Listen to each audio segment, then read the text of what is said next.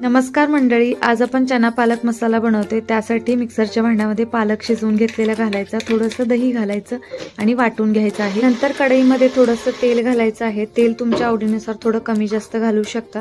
नंतर थोडेसे जिरे घाला, कांदा घाला आणि हे सर्व आपल्याला व्यवस्थित भाजून घ्यायचं आहे। थोडीशी हिरवी मिरची घाला, तीही परतून घ्या। सगळ्यात शेवटी आलं लसणाची पेस्ट घालायची आहे आणि तीही आपल्याला चांगली भाजून घ्यायची आहे। प्रथमेश या ब्रँडकडून मी काही मसाले ऑर्डर केले होते। लाल मिरची पावडर, कांदा लसूण मसाला, धने पूड आणि हळद पावडर। यांचे मसाले खूप छान आहेत, मलाही आवडले। तुम्हालाही ऑर्डर करायचे असतील तर स्क्रीनवर नंबर दिलेला आहे, तुम्ही तिथून करू शकता। आता मी यांचेच मसाले वापरून आज भाजी बनवलेली आहे। सर्व मसाले घालायचे आहेत आणि पालक प्युरी घालायची आणि मी इकडे चणे शिजवून घेतले होते, रात्रभर भिजत ठेवले होते आणि मग शिजवले।